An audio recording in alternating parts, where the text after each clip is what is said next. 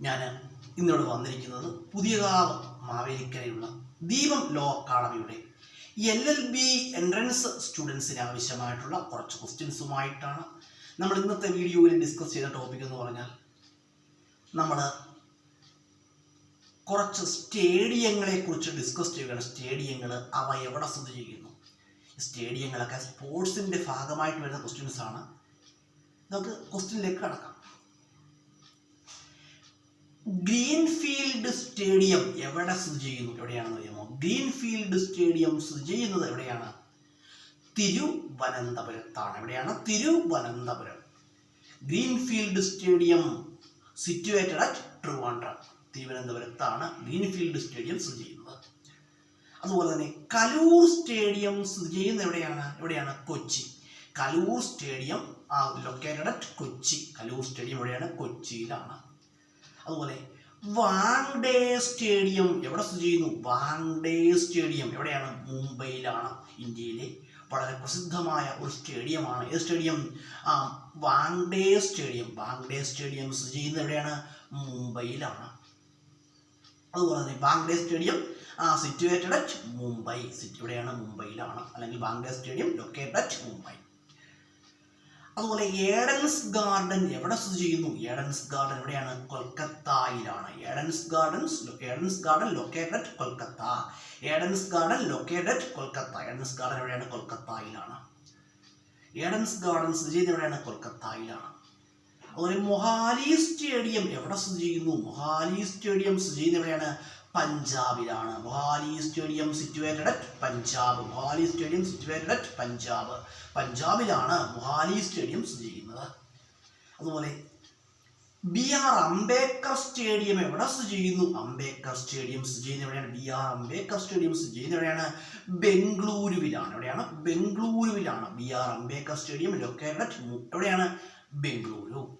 Chinnaswamy stadium എവിടെ സ്ഥിതി ചെയ്യുന്നു? ചിന്നസ്വാമി സ്റ്റേഡിയം സ്ഥിതി ചെയ്യുന്നത് എവിടെയാണ്? Bengaluru. Chinnaswamy stadium located at Bengaluru. Chinnaswamy stadium എവിടെയാണ്? ബംഗളൂരുവിലാണ്. കേംപഗൌഡ സ്റ്റേഡിയം എവിടെ സ്ഥിതി ചെയ്യുന്നു? കേംപഗൌഡ സ്റ്റേഡിയം സ്ഥിതി ചെയ്യുന്നത് എവിടെയാണ്? കേംപഗൌഡ സ്റ്റേഡിയം സ്ഥിതി ചെയ്യുന്നത് ബംഗളൂരുവിലാണ്. Kempegowda stadium located at Bengaluru. Sardar Vallabhbhai Patel stadium എവിടെ സ്ഥിതി ചെയ്യുന്നു? സർദാർ വല്ലഭായ് പട്ടേൽ സ്റ്റേഡിയം സ്ഥിതി ചെയ്യുന്നത് എവിടെയാണ്? അഹമ്മദാബാദിലാണ്. ഗുജറാത്തിലാണ്. എവിടെയാണ്? ഗുജറാത്തിലാണ്. അതുപോലെ തന്നെ ചന്ദ്രശേഖർ നായർ സ്റ്റേഡിയം എവിടെ സ്ഥിതി ചെയ്യുന്നു? ചന്ദ്രശേഖർ നായർ സ്റ്റേഡിയം സ്ഥിതി ചെയ്യുന്നത് എവിടെയാണ്? തിരുവനന്തപുരത്താണ്. എവിടെയാണ്? Chandrasekhar Nair stadium situated at Trivandrum. തിരുവനന്തപുരത്താണ് ചന്ദ്രശേഖർ നായർ സ്റ്റേഡിയം സ്ഥിതി ചെയ്യുന്നത്. അതുപോലെ തന്നെ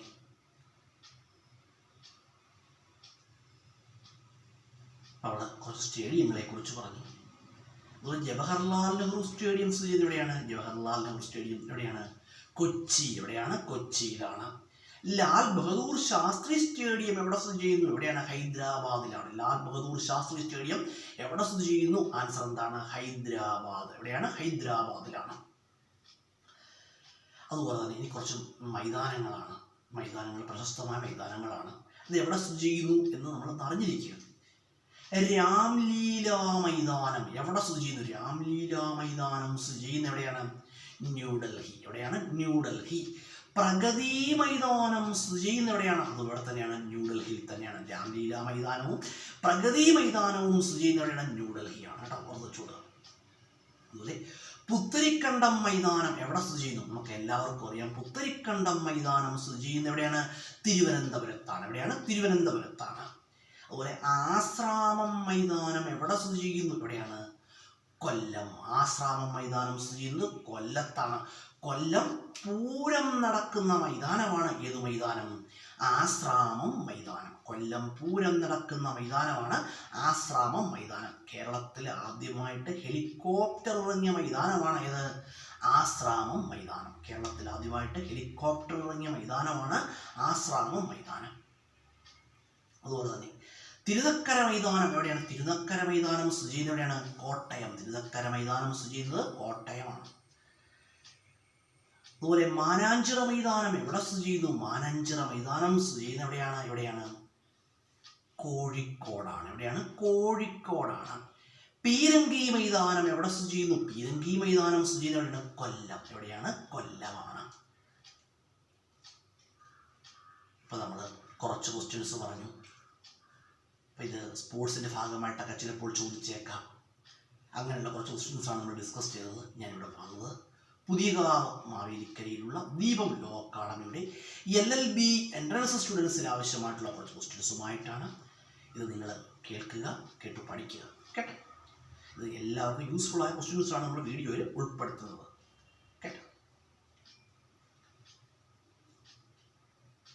അതുപോലെ പുതിയകാവ്, ഞാൻ എല്ലാ വീഡിയോയിലും പറഞ്ഞ പുതിയകാവ് മാവേലിക്കര എന്ന് പറയാറുണ്ട്. പുതിയകാവ് മാവേലിക്കരയിൽ ഈ പുതിയകാവ് എൻ്റെ അറിവിൽ 4 പുതിയകാവ്, വേറെ പുതിയകാവ് ഉണ്ടോ എന്ന് എനിക്കറിയില്ല. എൻ്റെ അറിവിൽ 4 പുതിയകാവുണ്ട്. അത് ഏതൊക്കെയാണെന്ന് ചോദിച്ചാൽ, ഒരു പുതിയകാവ് എന്ന് പറഞ്ഞാൽ കൊല്ലത്ത് ഒരു പുതിയകാവുണ്ട്.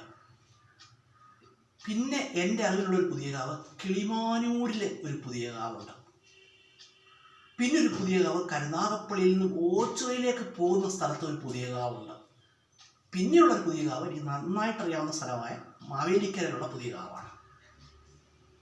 കാരണം ഈ പുതിയകാവ് എന്ന് പറയുന്ന സ്ഥലത്തിനൊക്കെ ഒരു പ്രത്യേകത ഉണ്ട്. ഈ 4 പുതിയകാവിൽ നിന്ന് നമുക്ക് നോക്കിയാൽ മനസ്സിലാവും. ഈ 4 പുതിയകാവിലും ഓരോ ഭദ്രകാളി ക്ഷേത്രങ്ങളും ഉണ്ട് കേട്ടോ. പുതിയകാവ് ഭദ്രകാളി ക്ഷേത്രം, അതുപോലെ ഈ പുതിയകാവ് എന്ന് പറയുന്ന സ്ഥലത്തെല്ലാം ഓരോ ഭദ്രകാളി ക്ഷേത്രങ്ങളും ഉണ്ട്. ഈ 4 പുതിയകാവ് അല്ലാതെ വേറെ പുതിയകാവ് ഉണ്ടോ എന്ന് എനിക്കറിയില്ല. എൻ്റെ അറിവിൽ 4 പുതിയകാവ് കേട്ടോ. ജസ്റ്റ് ഒന്ന് പറയുന്നേ ഉള്ളൂ. അപ്പം ഞാനിവിടെ വന്നത്, നിങ്ങൾ എന്ത് ചെയ്യുക, വീഡിയോ തുടർച്ചയായിട്ട് കാണും. തുടർച്ചയായിട്ട് കണ്ടെങ്കിലേ നിങ്ങൾക്ക് ഇതുകൊണ്ട് എന്തെങ്കിലും ബെനിഫിറ്റ്സ് ഉണ്ടാവുകയുള്ളൂ കേട്ടോ. വീഡിയോ കാണുക, കേട്ട് പഠിക്കുക. അതുകൊണ്ട് അങ്ങനെ കുറിച്ച് വെച്ചിട്ട് പഠിച്ചാൽ അത് കൂടുതൽ യൂസ്ഫുൾ ആണ്.